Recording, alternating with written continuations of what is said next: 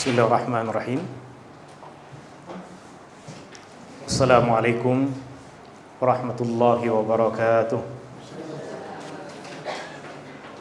Alhamdulillahilladzi bi ni'matihi tatimmus shalihat.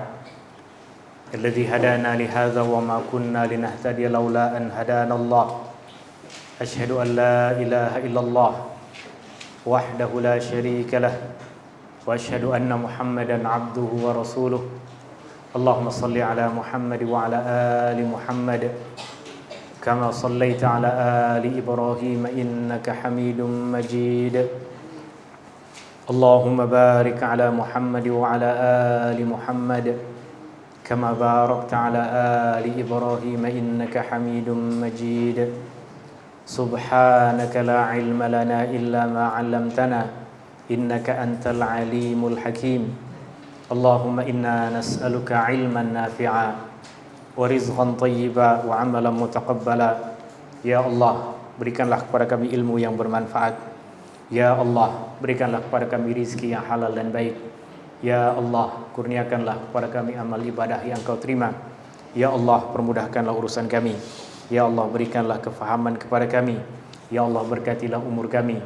Ya Allah, berkatilah ahli keluarga kami. Ya Allah, jauhkanlah kami dari segala kesusahan di dunia dan di akhirat. Rabbana atina fid dunya hasanah wa fil akhirati hasanah wa qina adzaban nar. Wa sallallahu ala nabi Muhammadin walhamdulillahi rabbil alamin. Insyaallah pertemuan kita petang hari ini akan membahas tentang perkara-perkara yang berkaitan dengan najis. Di antara syarat sah solat adalah tubuh badan kita, pakaian yang kita pakai, dan tempat yang kita gunakan untuk solat bersih dari najis. Maka agar kita boleh pastikan bahwa solat kita lakukan dengan betul, solat kita sah, maka tubuh badan kita mesti bersih dari najis. Pakaian yang kita pakai mesti bersih dari najis, dan tempat yang akan kita gunakan untuk salat pun mesti bersih dari najis. Maka perkara yang paling utama untuk kita ketahui adalah apa benda yang masuk dalam perkara yang dikatakan sebagai najis. Apa itu najis? Dan bagaimana pula nanti kita membersihkan benda-benda tadi yang kita pakai untuk sholat, yang kita gunakan untuk sholat, macam mana kita membersihkannya dari najis. Pembahasan tentang ini disampaikan oleh Imam Al-Qadhi Abu Syuja' di muka surat yang ke-13. Boleh kita buka buku dan kita tengok muka surat 13. Kita akan baca apa yang disampaikan oleh Al-Qadhi Abu Syuja'. Saya akan terus baca terjemahannya, baru nanti kemudian kita akan perincikan. Saya juga dah kongsikan kepada tuan-tuan dan puan-puan nota hadis yang kita ambil dari kitab Khulasatul Ahkam yang disusun oleh Al-Imam An-Nawawi rahimahullah, yang merupakan salah satu kitab asas untuk kita mengetahui dalil-dalil hukum hakam yang berkaitan dengan perkara-perkara yang diperincikan di dalam mazhab al-Imam Asy-Syafi'i rahimahullahu taala.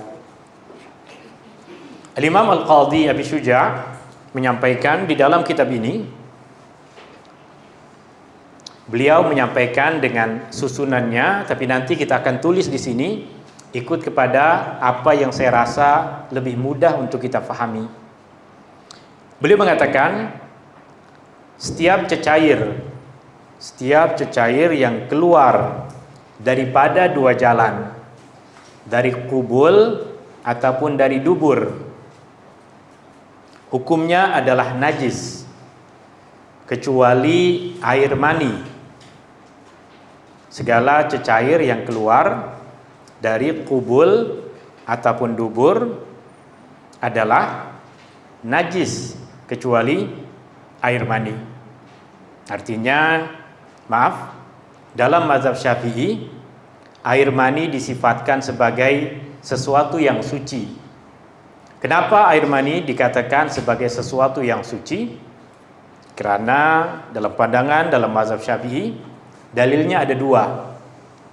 Dalil yang pertama adalah karena ia adalah asal kejadian manusia dan Allah memuliakan manusia, maka apa yang menjadi asal kejadian manusia juga suci.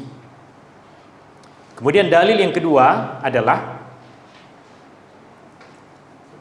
istri Rasulullah SAW pernah membersihkan, kesan mani Rasulullah SAW dengan menggunakan kukunya. Dia kerik sisa air mani, kesan air mani Rasulullah SAW yang telah kering, yang di situ mengisyaratkan dalam mazhab Syafi'i bahwa ia adalah sesuatu yang suci. Maka apa sahaja cecair yang keluar dari kubul dan dubur, sama ada bau ataupun tidak, warna putih, kuning, merah, hitam, apa sahaja warna dia yang keluar, semua adalah najis. Oke. Kemudian Al-Qadhi Abu Syuja mengatakan membasuh kencing dan kotoran di sini maksudnya adalah tahi. Perkataan kotoran di sini bukan bermaksud tanah, tapi kotoran di sini bermaksud ar-rawas, najis yang keluar dari dubur. Beliau mengatakan adalah wajib kecuali kencing bayi laki-laki yang belum memakan apa-apa melainkan susu badan sahaja. Artinya di sini menjelaskan tentang air kencing adalah najis, yang keluar dari dubur juga najis, dan semua wajib dibasuh dengan bersih menggunakan air, melainkan kencing bayi yang tidak makan apapun selain susu ibu. Kencing bayi lelaki yang belum lagi makan apapun selain susu ibu disifatkan sebagai najis yang ringan.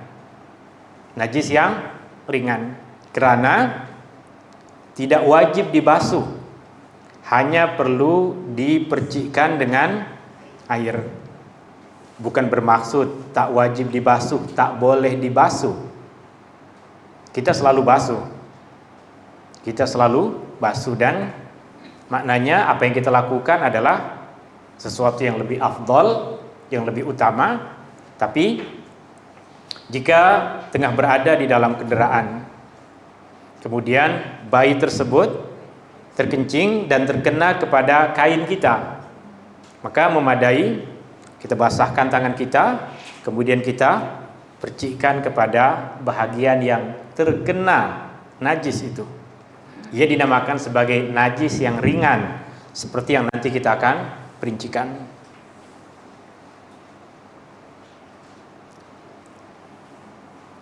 Al-Qadhi Abu Syuja mengatakan, maka cara mensucikannya cukup dengan memercikkan air ke bahagian yang terkena najis itu. Al-Qadhi Abu Syuja menambahkan, sesuatu yang najis atau sesuatu yang terkena najis tidak dimaafkan.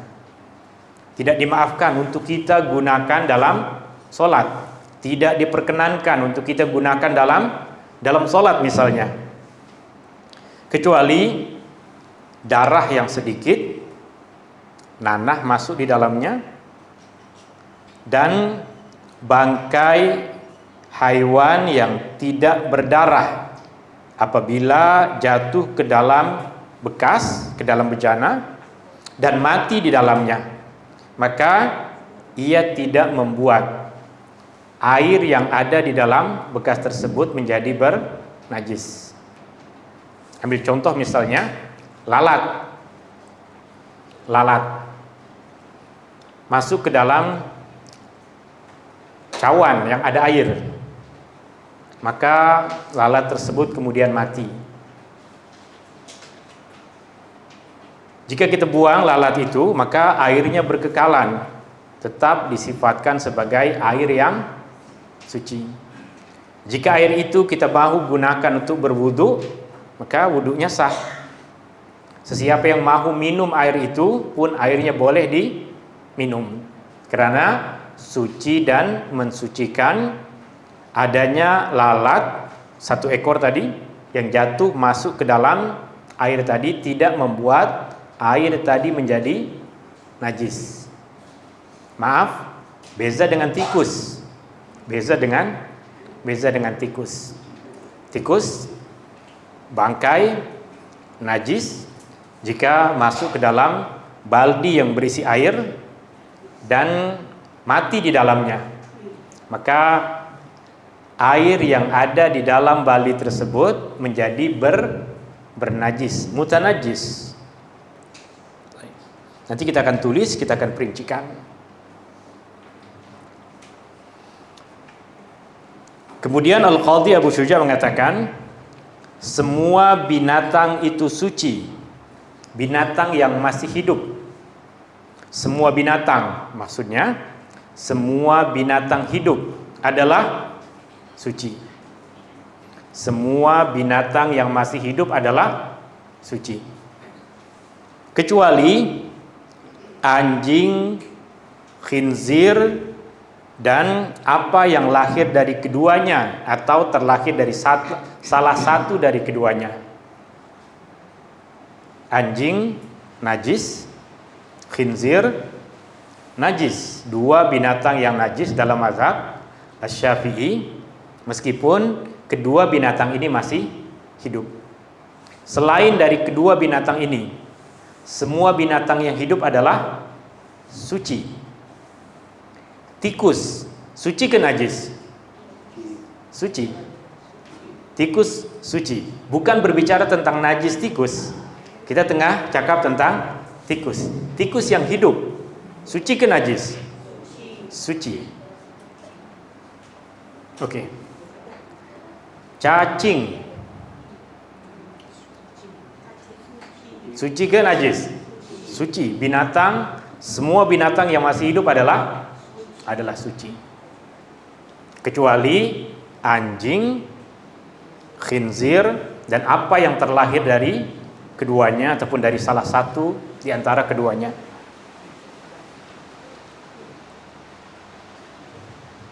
Oke. Kemudian adapun bangkai itu najis jika binatang mati. Binatang mati bukan karena disembelih. Binatang yang mati bukan karena disembelih mengikut kepada penyembelihan syar'i, maka binatang itu disifatkan sebagai najis. Binatang yang mati tanpa disembelih disifatkan sebagai najis. Ayam mati. Ayam mati karena terlanggar kereta, mati. Maka ayam tadi dan seluruh tubuh badannya disifatkan sebagai najis. Lembu binatang yang halal untuk dimakan, tapi jika lembu mati bukan karena disembelih, maka ia dinamakan sebagai bangkai, dan bangkai adalah najis. Kecuali ikan, maksud dari ikan di sini adalah binatang air. Binatang yang hidup di air. Semua ini insya Allah kita akan perincikan nanti. Belalang dan manusia. Manusia yang dah mati adalah suci. Maka jika ada ahli keluarga kita mati, kawan meninggal dunia, kemudian kita memeluknya, kita menciumnya, maka boleh selepas itu kita sholat jenazah tanpa perlu membasuhnya. Sebab manusia adalah makhluk yang suci. Maaf, sama ada muslim ataupun bukan muslim. Muslim ataupun bukan muslim. Jika hidup suci, sudah meninggal dunia juga suci. Kemudian di bawahnya Al-Qadhi Abi Syuja mengatakan, bejana yang terkena jilatan anjing, bejana yang terkena jilatan anjing. Maaf, sebenarnya bukan sahaja jilatan anjing, tapi sisa minum anjing. Perkataan ulugh selalu kita terjemahkan dalam maksud jilatan. Ini karena ketika anjing minum, dia akan menggunakan lidahnya. Maka boleh kita tambahkan keterangan, maksudnya adalah sisa minum anjing. Artinya terkadang anjing minum dari satu bekas itu tak tersentuh sedikit pun oleh anjing. Yang tersentuh adalah air, dia jilat airnya. Bejana yang terkena jilatan anjing dan khinzir mesti dibasuh 7 kali, salah satunya dengan tanah. Sedangkan najis yang lain memadai untuk dibasuh 1 kali sahaja, namun jika dibasuh 3 kali adalah lebih baik. Apabila khamar, arak, menjadi cuka dengan sendirinya, maka ia suci. Apabila perubahan itu karena memasukkan sesuatu dengan menambahkan sesuatu, maka ia tidak suci. Ini kita akan perincikan, saya akan perincikan apa yang disampaikan oleh Al-Qadhi Abi Syuja di sini. Jenis najis. Najis yang pertama adalah najasah mukhaffafah, najis yang ringan. Bentuk yang pertama adalah najis ringan.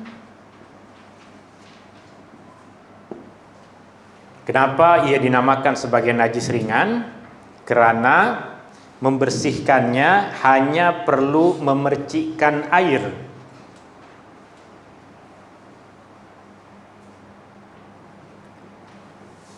Membersihkannya hanya dengan memercikkan air.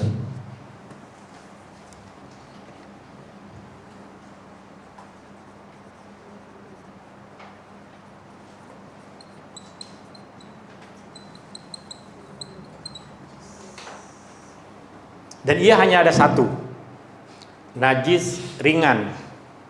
Di sekolah kita belajar dia sebagai najis mukhaffafah, atau nama lengkap dia najasah mukhaffafah. Najasah mukhaffafah, atau ringkasnya di sekolah kita diajarkan najis mukhaffafah atau najis ringan. Kenapa ringan? Ini karena untuk mensucikannya hanya perlu percikan air, dan tak perlu mengalir pun air itu. Baju saya terkena kencing bayi lelaki yang belum lagi makan apapun, minum apapun selain susu ibunya untuk minuman sehari-hari. Kalau sekali 2 kali dia makan air kosong dia tak jadi isu. Tapi yang menjadi makanan asas setiap hari adalah susu ibu. Maka jika terkena pada kain yang saya pakai, saya ambil air, saya percikkan air pada bahagian baju saya. Sekarang baju saya basah dengan 2 benda. Basah dengan air kencing tadi. Yang kedua, basah dengan percikan air. Boleh jadi airnya tak turun, berkekalan di situ. Dalam logik kita, najisnya masih ada ke tak? Ada. Itu yang dinamakan najis ringan. Beza dengan najis yang lain, mesti alirkan air. Itu nanti kita pelajari. Najis yang ringan, dia hanya ada satu, yaitu air kencing bayi lelaki di bawah umur 2 tahun.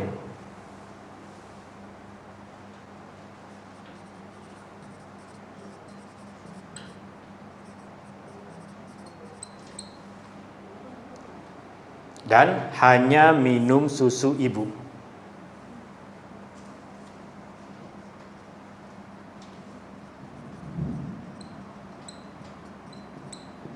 Oke. Yang lain tidak. Perempuan ke? Tidak.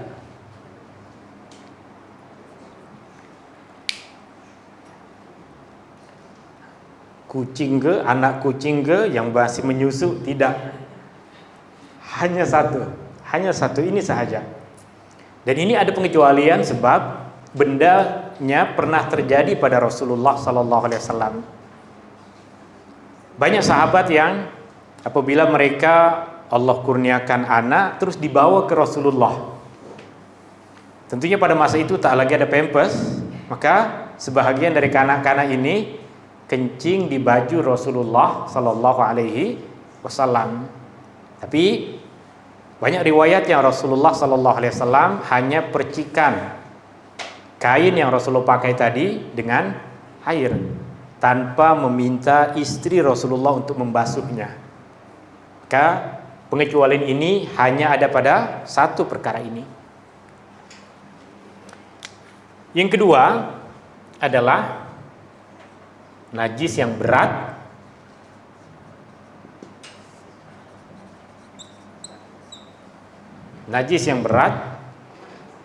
yang kita namakan di sekolah sebagai najis mughalladha, atau nama lengkap dia najis najasah mughalladha, najis yang berat.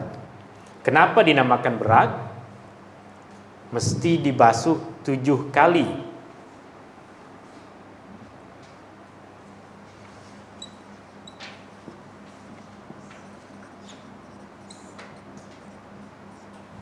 Dibasuh 7 kali.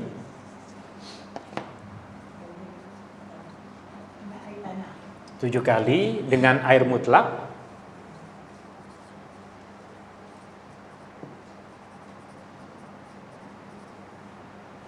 Oke, salah satu basuhan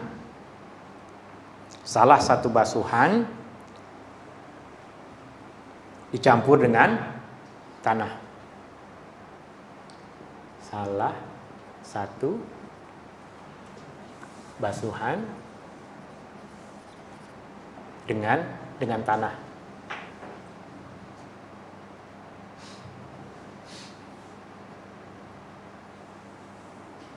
Mungkin ini yang sebagian orang namakan sertu. Tanah tadi boleh di permulaan, boleh di tengah, boleh di akhir. Janji ada tanah. Mungkin yang paling mudah adalah sama ada kita gunakan tanah kering atau tanah yang dicampur dengan air. Mana yang mudah lakukan? Contoh, saya ambil tanah yang dah dicampur dengan air. Saya gosokkan kepada pinggan tadi yang telah digunakan oleh anjing untuk minum. Kita letakkan memang cawan di tepi rumah, pinggan di tepi rumah, ya. Sisa makanan, mungkin ada kucing yang makan, tapi ternyata yang datang bukan sahaja kucing, tapi kawan-kawan dia dari jenis binatang-binatang yang lain, termasuk anjing. Maka kita basuh. Cara yang paling mudah, tanah yang tadi, ataupun memang musim hujan, tanah dah bercampur dengan air, gosokkan 1 kali dan siramkan dengan air bersih, air mutlak, dengan 6 kali siraman. Nah, siram 7 kali boleh, tapi 1 tanah, 6 air memadai. Kenapa kita memilih air selepas kita bersihkan dengan tanah? Sebab jika jadikan tanah di akhir, kotor. Karena kita akan basuh lagi dengan air untuk membersihkan tanah. Maka tanah sama ada kita letakkan di permulaan, tengah, jangan bukan tak boleh di akhir. Jadi kotor, betul kan? Najis yang berat ini dalam mazhab Syafi'i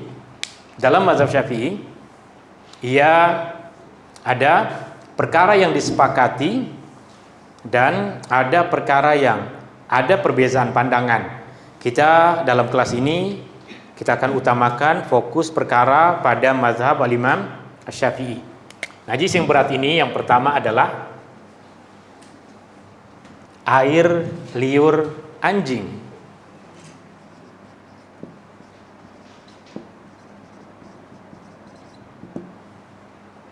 Air liur anjing. Air liur anjing adalah najis yang berat. Dalam mazhab Syafi'i sesuatu yang disepakati. Air liur anjing. Kenapa perkara ini disepakati di dalam mazhab Syafi'i? Karena dalilnya secara khusus berbicara tentang itu. Dalilnya Rasulullah sallallahu alaihi wasallam bersabda, "Tahuru ina'i ahadikum idza walagha fihi al-kalbu an yaghsilahu sab'a marratin ulahunna biturab." Mensucikan bekas salah seorang di antara kamu apabila anjing minum darinya adalah dengan membasuhnya 7 kali. Salah satunya dengan tanah. Maka air liur anjing disepakati dalam mazhab Syafi'i sebagai najis mughalladhah yang cara mensucikannya adalah seperti ini. Air liur anjing ini disepakati oleh dalam mazhab Syafi'i.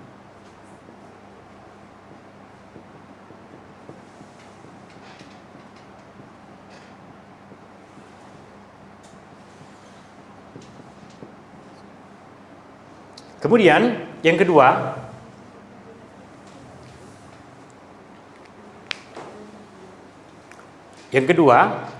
selain dari air liur anjing, segala cecair yang keluar dari anjing. Segala cecair, contoh kencing, air mata anjing, itu cecair. Muntah anjing, kemudian najis anjing, darah anjing, peluh anjing, itu pada bahagian yang kedua. Bahagian yang kedua ini disifatkan sebagai najis yang sama oleh kebanyakan ulama dalam mazhab Syafi'i. Boleh difahami? Poin yang kedua, beza atau tidak dengan yang pertama? Boleh pahami perbezaan antara yang pertama dengan kedua? Yang pertama fokus kepada air liur, cecair yang ada di mulut. Betul? Tapi poin yang kedua ini semua cecair yang ada pada anjing, darah ke, kencing ke, ini mengikut kepada pandangan sebagian besar ulama dalam mazhab Syafi'i, sama seperti yang di atas, hukumnya najis mughalladhah yang disucikan dengan cara yang sama. Artinya segala cecair yang keluar dari anjing, pandangan majority ulama mazhab Syafi'i.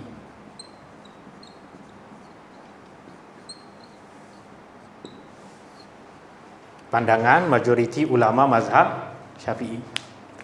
Ketika saya sampaikan seperti itu, kenapa? Sebab sebahagian dari ulama dalam mazhab Syafi'i seperti Al-Imam An-Nawawi dalam kitab Al-Majmu', beliau berpandangan selain dari air liur, najis biasa yang untuk membasuhnya memadai dengan dibasuh dengan air 1 kali. Boleh dipahami? Ini perbezaan pandangan di dalam mazhab Syafi'i. Kenapa? Sebab yang atas nih ada dalil yang khusus. Yang kedua, berasaskan kepada qiyas, dikiaskan kepada yang pertama. Sehingga yang pertama, tak ada perbezaan dalam mazhab Syafi'i bahwa air liur anjing adalah najis, jilatan anjing adalah najis. Tapi bagaimana pula dengan peluh anjing? Bagaimana pula dengan kita menyentuh bulu anjing? Bagaimana pula dengan jika bulu anjing menampal pada pakaian kita? Nah, itu isu yang berbeza dengan yang pertama. Segala cecair yang keluar dari anjing, pandangan majoriti ulama mazhab Syafi'i adalah najis yang berat. Artinya sebahagian mengatakan ia adalah najis yang mutawassithah.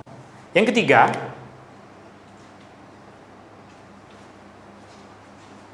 adalah khinzir.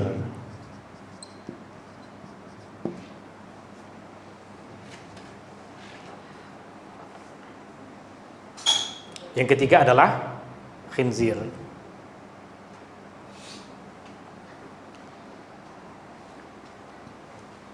Khinzir disebutkan oleh Al-Qadhi Abu Syuja sama seperti anjing. Khinzir mengikut kepada apa yang disampaikan oleh Al-Qadhi Abu Syuja sama seperti anjing. Artinya khinzir ikut kepada pandangan majoriti ulama dalam mazhab Syafi'i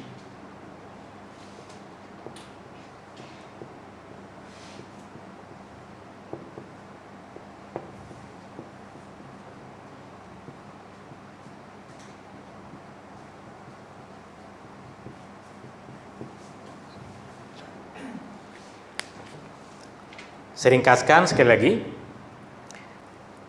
Najis mughalladhah dalam mazhab Syafi'i ada 3. 1 disepakati, 2 dan 3 adalah pandangan majority. Yang disepakati adalah air liur anjing. Yang ada perselisihan pandangan dalam mazhab Syafi'i ada 2 perkara. Yang pertama, selain dari air liur anjing, dan yang kedua adalah khinzir. Bagaimana kesan dari perbezaan pandangan ini pada amal perbuatan yang boleh jadi terjadi pada kita adalah, perhatikan, ini bekas, ini satu bekas.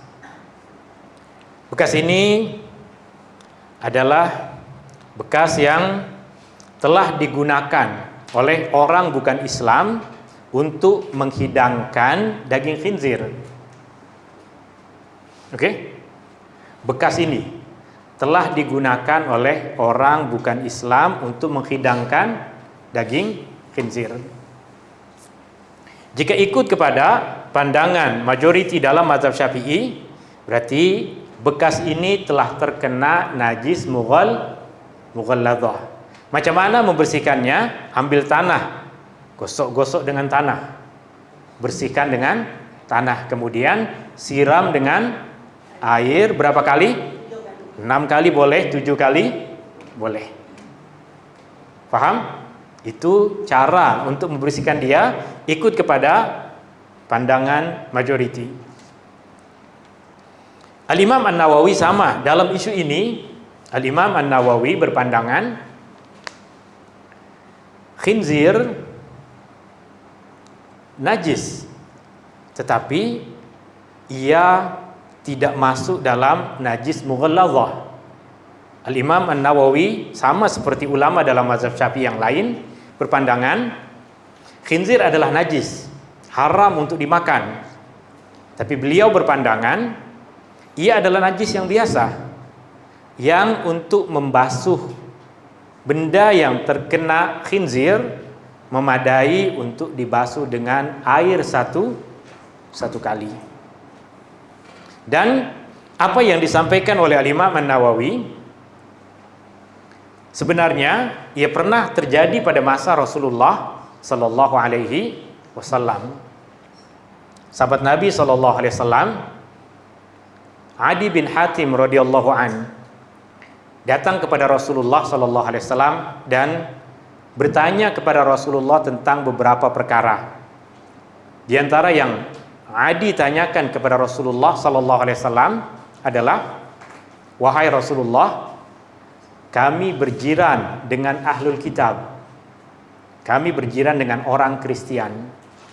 Padahal bukan sahaja berjiran, Adi sebelum masuk Islam dia orang Kristen. Sekarang dia dah masuk Islam, jiran-jiran dia banyak yang tak lagi masuk Islam.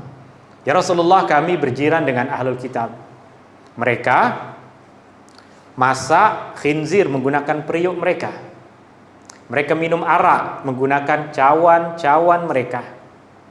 Maka Adi bertanya kepada Rasulullah, bolehkah kami menggunakan bekas milik mereka? Kata Rasulullah sallallahu alaihi wasallam, jika jumpa yang lain jangan gunakan. Awak ada yang lain, jangan gunakan.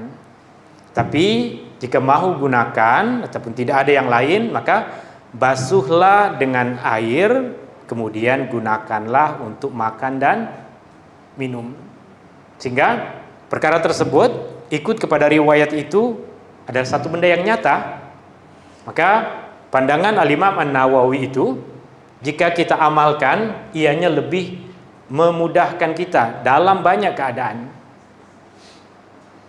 Pergi bermusafir, sewa homestay. Maka sudah tak perlu pening lagi. Orang sebelum saya ini makan khinzir ke tak makan khinzir, makan anjing ke makan apa, basuh dengan air selesai. Ada cawan di situ, nampak kotor, basuh dengan air selesai. Ya. Dan memang dalam mazhab Syafi'i pun, meskipun kita ikut pandangan yang atas, tetap tak dituntut untuk kita gunakan tanah, melainkan pasti dan yakin. Artinya tuan rumah mengatakan, tamu sebelum awak nih dia memang buat BBQ. Dia buat itu. Maka pinggan itu semua memang dah diguna. Artinya jika dah tahu seperti itu dan mahu berpegangan kepada pandangan yang asal ini, semua pinggan tadi bawa keluar, gosok dengan tanah, baru kemudian basuh dengan air 6 kali, atau tak payah gunalah, kita bawa pinggan plastik dari rumah, itu terpulang kepada kita semua. Tapi apa yang kita tahu sekarang adalah orang yang berpandangan bahwa khinzir najis tapi memadai untuk dibasuh 1 kali dengan air, bukan pandangan yang terkeluar dari mazhab Syafi'i, tapi pandangan yang memang wujud di dalam mazhab Syafi'i. Sehingga jika kita ikut pandangan itu, mungkin dalam banyak keadaan akan memberikan kemudahan bagi kita. Oke, boleh dipahami ini? Jika ada soalan terus boleh tanyakan, tak payah menunggu akhir masa nanti. Kita akan masuk kepada perkara yang ketiga, yaitu najis yang najasah mutawassithah, najis yang pertengahan.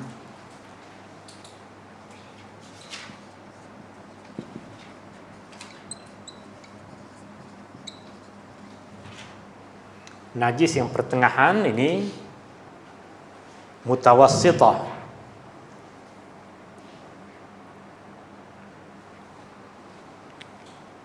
memadai, dibasuh 1 kali dengan air.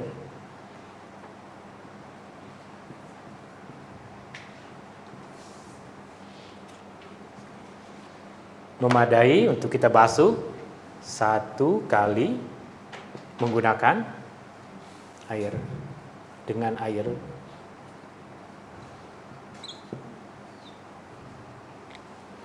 Apa najis-najis yang masuk dalam najis pertengahan ini? Mutawassithah. Najasah mutawassithah. Yang pertama adalah segala sesuatu yang keluar dari kubul dan dubur.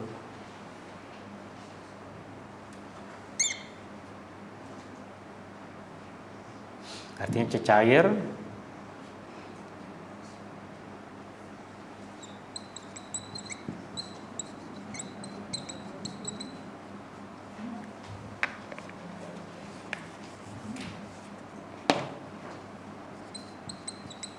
yang keluar dari kubul dan dubur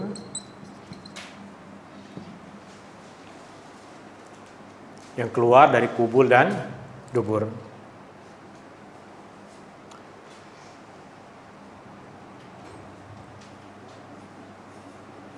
Yang keluar dari kubul dan dubur. Dalam mazhab Syafi'i pengecualiannya adalah kecuali air mani.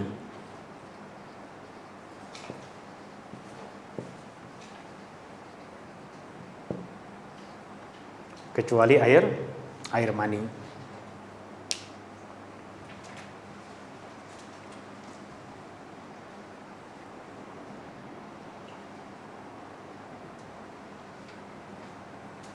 Jika benda yang keluar dari kubul dan dubur adalah koin yang tertelan, maka koin itu suci, tapi dia telah bercampur dengan najis, maka kita basuh dulu. Sebab ia telah terkena cecair najis, tapi koinnya itu akan jadi suci selepas dibasuh. Maka cecairnya yang najis yang keluar dari kubul dan dubur. Ada satu pembahasan lain dalam perkara ini berkaitan dengan binatang air adalah binatang yang halal untuk dimakan. Binatang air adalah binatang yang halal untuk dimakan. Oke. Maaf, tahi dari binatang air, tahi ikan misalnya. Tahi ikan, adakah suci atau najis? Sebelum saya berikan perincian, ada sesiapa yang nak cuba membuat kesimpulan tahi ikan najis ke suci? Nah, ada yang berpandangan suci, ke semuanya sama. Tahi ikan ke, sotong ke, kerang ke, apa ke? Ikan bilis ke? Oke. Perlu diketahui bahwa ini diantara perkara yang dalam mazhab Syafi'i ada dua pandangan. Maka terpulang kepada kita nak ikut pandangan yang mana. Pandangan yang mengatakan ia najis sebab hukum hakam asalnya segala sesuatu yang keluar dari kubul dan dubur adalah najis. Tapi pandangan yang mengatakan ia suci adalah dalilnya adalah bangkainya saja suci, maka apa saja yang ada di dalamnya semua suci.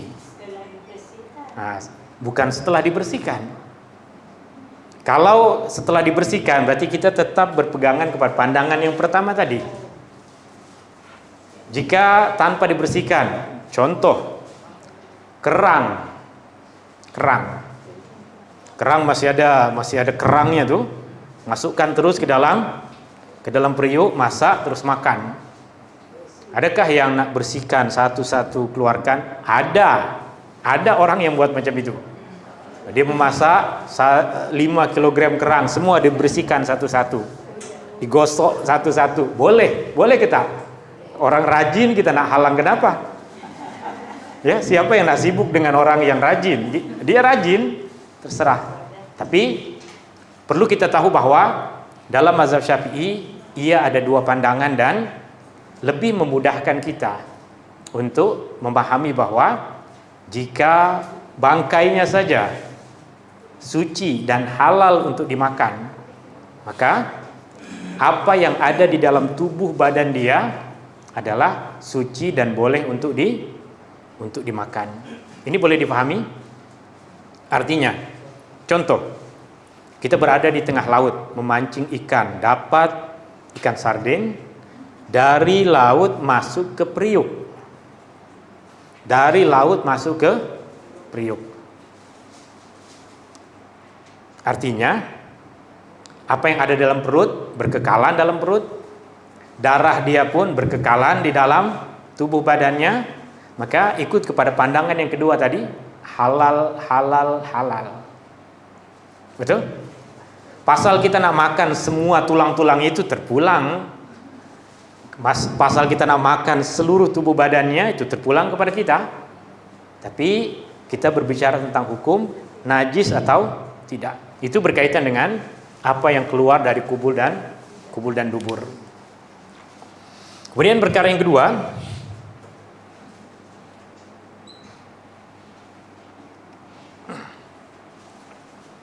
darah.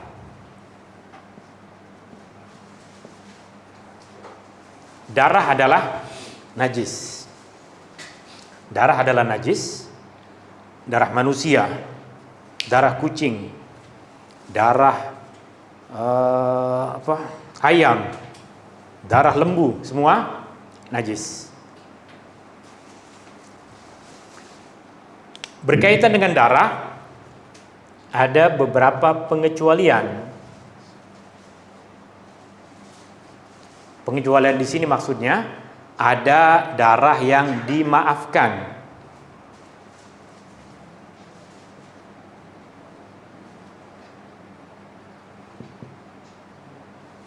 Apa darah yang dimaafkan? Yang pertama, luka. Luka di mulut ke, tangan, kaki, kepala, luka. Kita sholat dalam keadaan luka, darah menetes ke, mengalir ke daripada tubuh badan kita, masa kita tengah sholat, kita tengah terluka, ia dimaafkan. Bukan bermaksud darah jadi tak najis, darah tetap najis. Bagi orang yang tengah terluka, ianya dimaafkan. Keluar darah, gigi patah, keluar darah, dimaafkan. Bukan darah jadi suci, tapi dimaafkan. Jika terkena orang lain, maka orang lain itu kena basuh sebelum dia sholat. Tapi kita yang tengah terluka, sebanyak apapun darah yang ada pada tubuh badan kita, lepas perang ke, kemalangan ke, duduk di hospital ke, duduk di rumah, darah keluar, ianya dimaafkan. Yang kedua, yang tersisa dalam daging.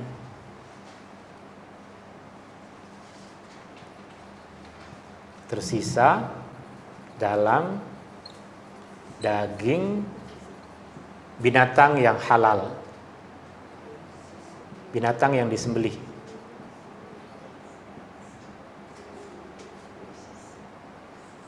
Yang tersisa di dalam daging pada binatang yang halal untuk kita makan. Binatang yang halal ataupun disembelih.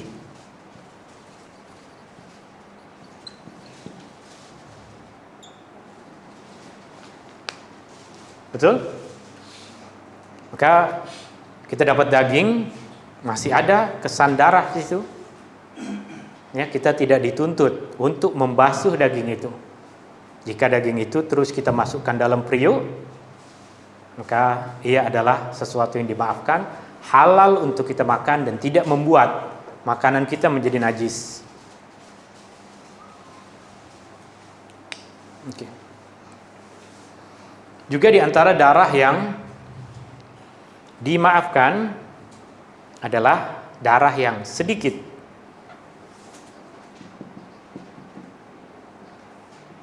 Darah yang sedikit ini, contoh-contoh yang disampaikan oleh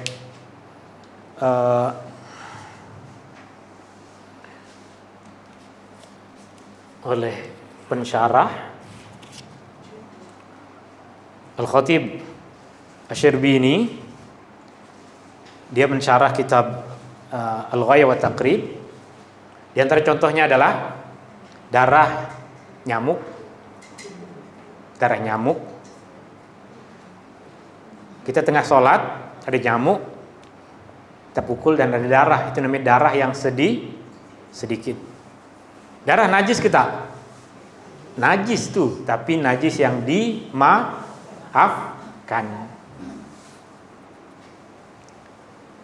Oke. Kutu di kepala menghisap darah. Kutu di kepala menghisap darah. Kutu mati najis, tapi dimaafkan. Kenapa? Sebab susah kita nak suruh dia keluar dari kepala kita. Awak jika mati, pergilah kubur di tempat yang lain. Susah untuk kita cakap macam itu. Maka ia najis tapi dimaafkan.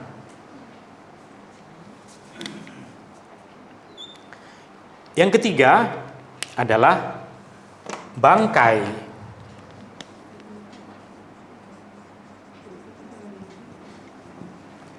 Bangkai adalah najis.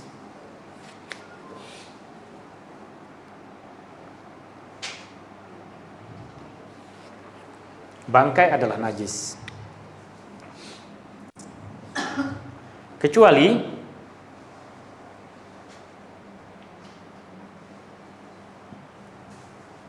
manusia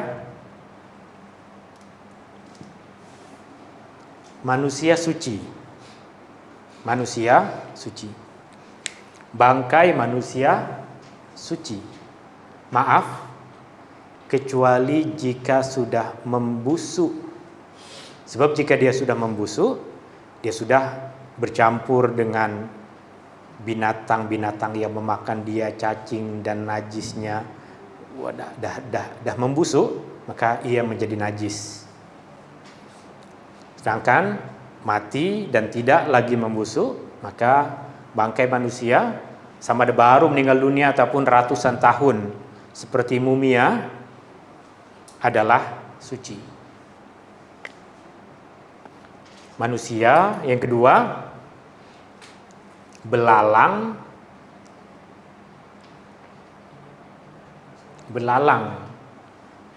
Karena binatang ini disifatkan sebagai binatang yang halal. Adakah pada masa Rasulullah orang makan belalang? Ada. Dan Rasulullah SAW tidak melarangnya.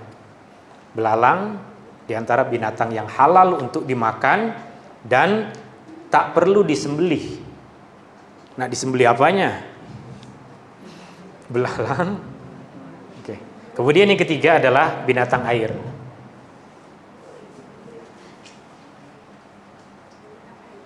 Binatang air, ikan, sotong, udang, kerang.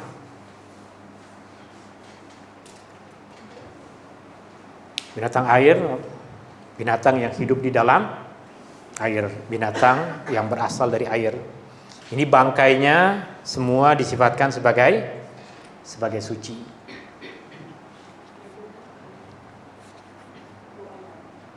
Oke.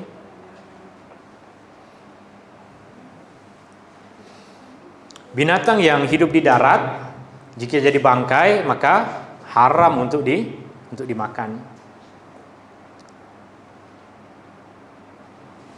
Oke.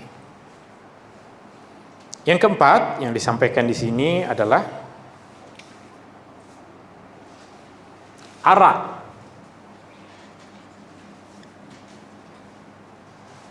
Arak, minuman keras atau minuman yang memabukkan.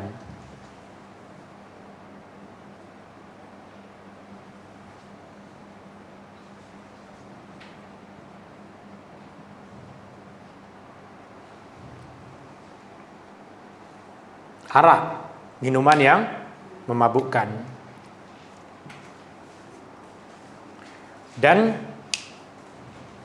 kita kena bezakan antara arak dengan alkohol. Arak dengan alkohol berbeza. Arak minuman, alkohol bukan minuman. Alkohol ada digunakan untuk membersihkan luka. Alkohol ada digunakan untuk jadi bahan api mungkin. Alkohol ada digunakan untuk minyak wangi mungkin, tapi dia bukan minuman.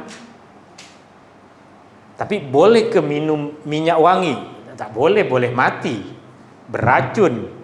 Tapi dia bukan arak. Dia tidak dinamakan sebagai khamar. Khamar adalah minuman yang memabukkan. Maka minuman yang memabukkan haram. Haram kita untuk menjual, haram untuk membeli, dan haram untuk membuatnya, serta ia adalah najis. Arak, minuman yang memabukkan. Sedangkan alkohol yang bukan digunakan sebagai minuman, alkohol yang bukan digunakan sebagai minuman adalah boleh kita jual belikan. Boleh. Untuk membersihkan luka, boleh beli alkohol. Boleh. Bolehkah beli arak untuk bersihkan luka? Tak boleh beli arak. Haram. Arak hanya dibolehkan dalam keadaan darurat. Kita tak lagi ada dalam keadaan darurat. Arak haram, arak najis. Sedangkan alkohol, pakai minyak wangi yang ada alkohol, boleh digunakan untuk sholat atau tidak? Boleh, sebab dia bukan arak. Adakah yang minum minyak wangi di sini? Atau adakah yang menggunakan arak sebagai minyak wangi? Adakah di sini sesiapa yang menggunakan arak sebagai minyak wangi? Tak boleh, haram. Tapi minyak wangi yang ada alkohol, dia bukan arak, bukan minuman. Bukan minuman. Maka karena dia bukan minuman, dia tidak masuk kepada perkara-perkara yang disifatkan sebagai najis. Ya.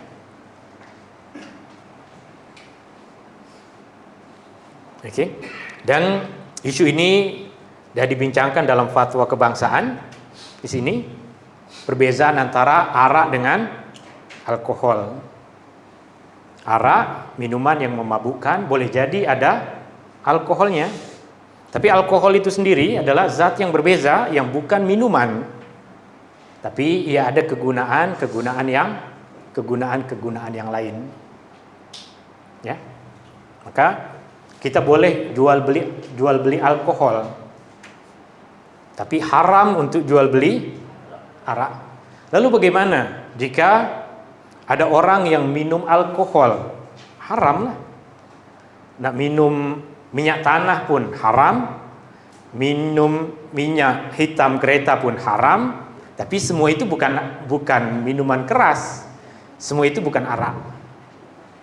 Oke, arak adalah najis. Arak minuman yang memabukkan.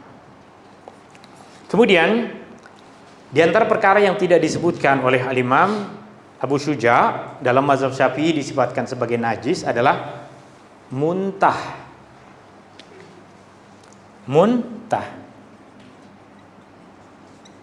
Muntah yang najis adalah muntah yang dah bertukar bau, rasa, warna. Masuk nasi putih, keluar dah warna lain, itu muntah yang najis. Tapi masuk nasi putih, perut terasa sakit terus keluar, masih benda yang sama, itu tidak disifatkan sebagai najis. Makan terlalu banyak sehingga keluar balik, itu tidak lagi disifatkan sebagai najis. Najis adalah muntah yang bertukar.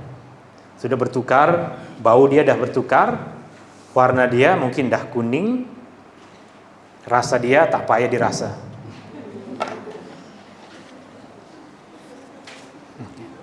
Ini 3 jenis najis. Najis yang ringan, najis yang berat, dan najis pertengahan. Memadai dibasuh dengan 1 kali menggunakan air. Tapi Al-Imam Al-Qadhi Abu Syuja sampaikan kepada kita, lebih utama basuh 3 kali. Lebih utama basuh 3 kali. Maka jika baju kita terkena darah, bukan luka badan kita, maka wajib dibersihkan. Jika badan kita terkena arak, maka wajib dibasuh. Tak boleh kena arak, bau arak sedap. Mungkin saya tak pernah hidup, tapi tak bau najis pun. Bau dia macam buah. Okeylah solat. Tak boleh. Bau harum ke, bau sedap ke, arak adalah haram dan najis. Arak adalah haram dan najis. Itu soalan dari Adi bin Hatim tadi, bertanya kepada Rasulullah, jiran kami minum arak, bolehkah kami gunakan bekasnya? Jiran kami masak khinzir, bolehkah kami gunakan bekasnya? Kata Rasulullah, ada yang lain, guna yang lain. Tak ada basuh dengan air. Basuh dengan air baru boleh digunakan untuk makan dan minum. Okey, wallahu taala a'la wa a'lam.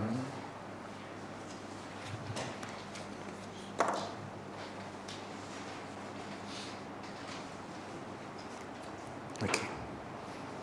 Kita tengok pada nota hadis yang saya kongsikan kepada tuan-tuan dan puan-puan. Ada 2 hadis dalam nota ini.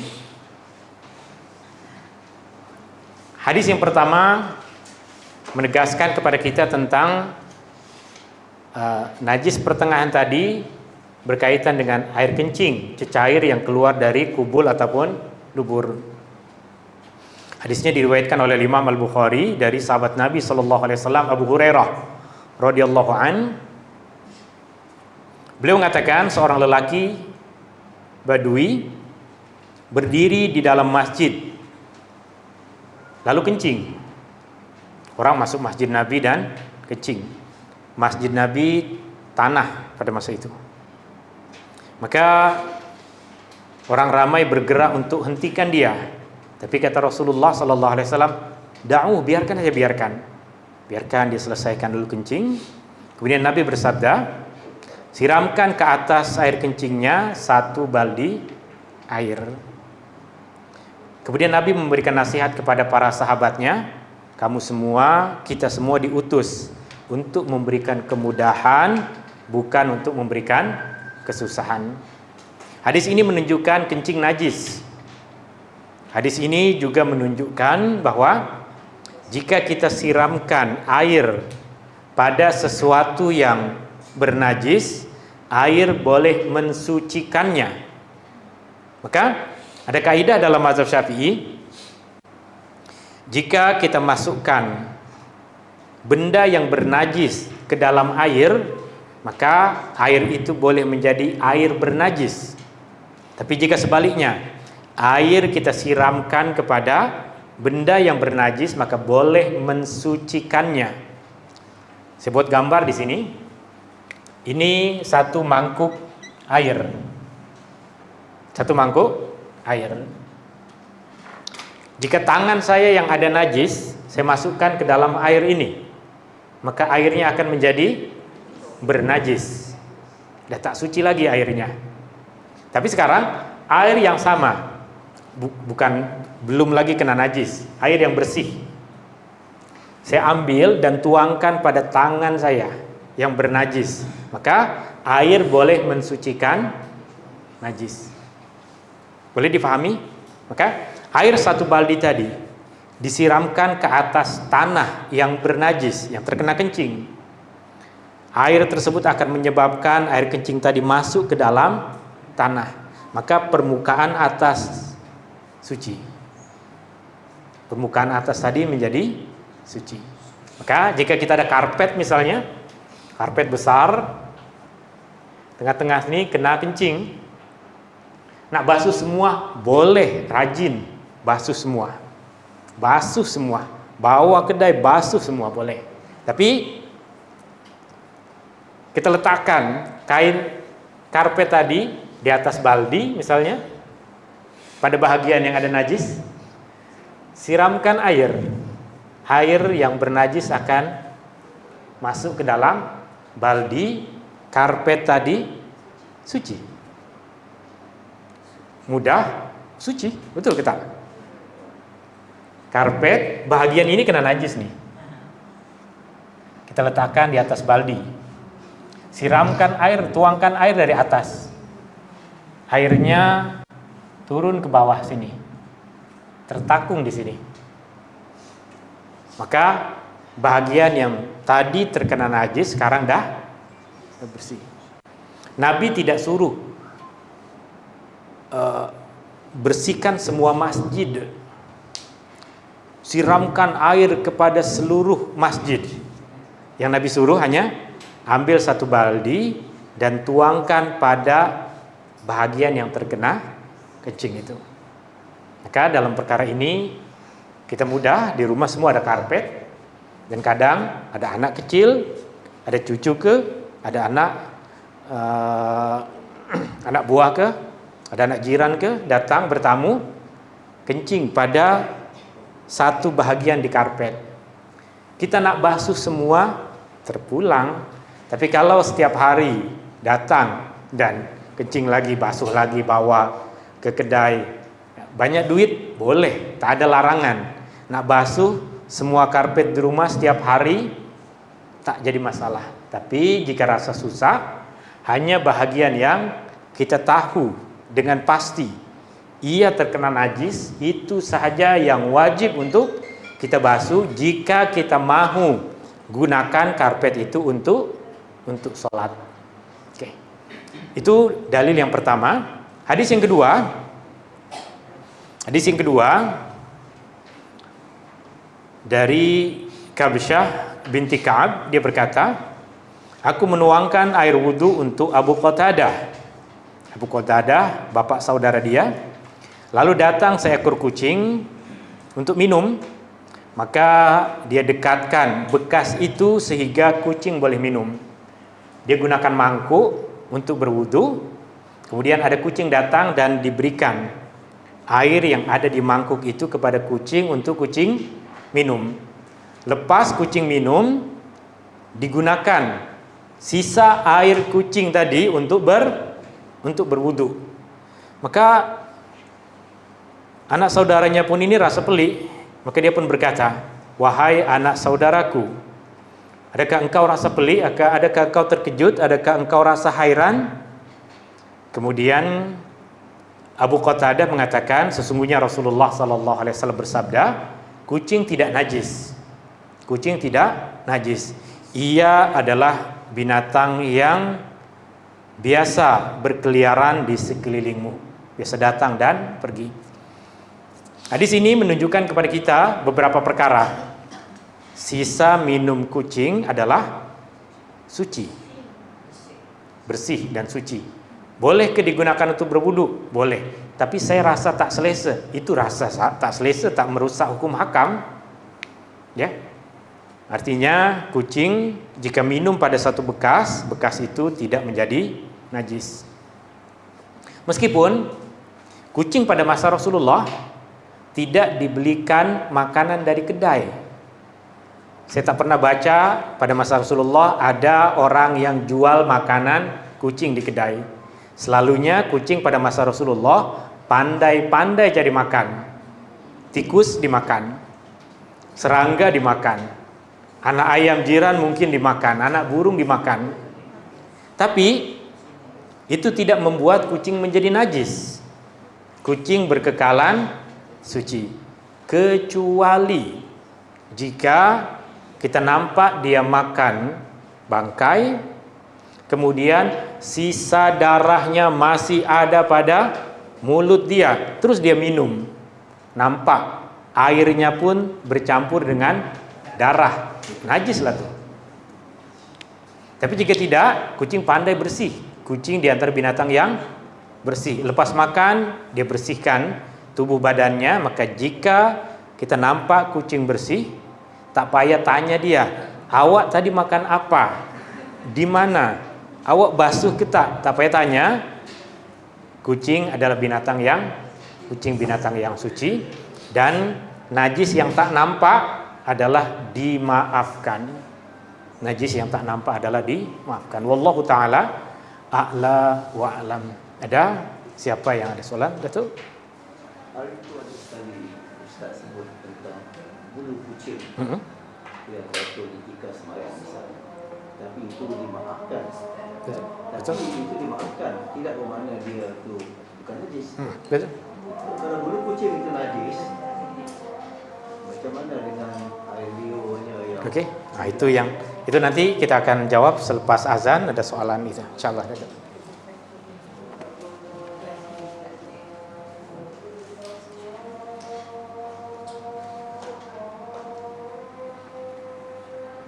Asyhadu an la ilaha illallah.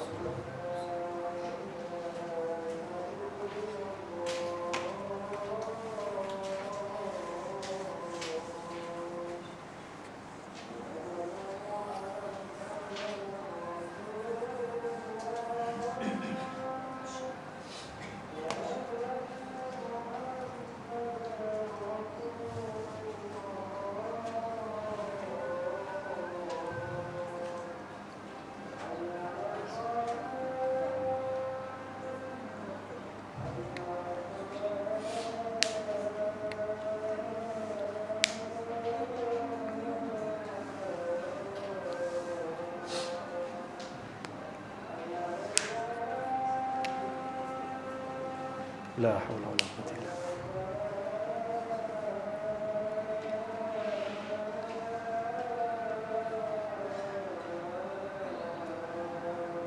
La haula wala quwwata illa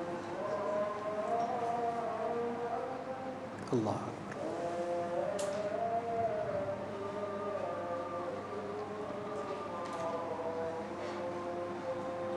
La ilaha illallah Muhammadur Rasulullah sallallahu alaihi wasallam Muhammad bahazid salatul ati Muhammadan salatul wa maqam Muhammad wa innaka la tukhliful mi'ad. Ada soalan berkaitan dengan kucing. Jika tadi kita sebutkan air liur kucing adalah suci, kenapa dalam beberapa pertemuan yang lepas saya katakan bulu kucing najis, tapi ianya dimaafkan jika kita jumpai di rumah kita yang ada kucing. Okey, ini kucing, tak nampak macam kucing tapi kiralah dia kucing. Okey, kucing. Kucing binatang yang suci, berasaskan kepada apa yang disampaikan oleh Nabi SAW. Ketika kita katakan dia binatang yang suci, bukan bermaksud segala yang berkaitan dia jadi suci, tidak. Najis dia, najis. Kencing kucing najis. Betul kita? Darah kucing najis. Muntah kucing najis. Faham? Maaf, jika ada anggota tubuh badan kucing terputus, terlanggar ke apa, terpijak ke, patah, putus, maka itu jadi bangkai dan ia adalah najis. Telinga dia tergunting dengan sesuatu, najis.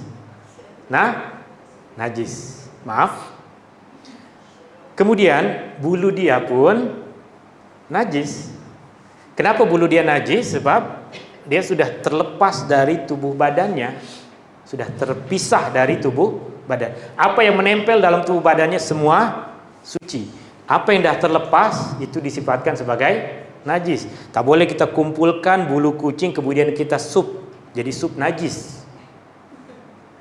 Tak boleh. Tak boleh kita kumpulkan bulu kucing kemudian kita buat baju. Tak boleh. Najis. Tapi dalam mazhab Syafi'i, najis yang susah dikawal adalah dimaafkan. Siapa yang boleh kawal kucing untuk tidak buang bulu di merata tempat? Tak ada yang mampu. Maka ia adalah binatang yang suci. Tubuh badan yang terputus dari dia adalah suci, adalah najis, maaf.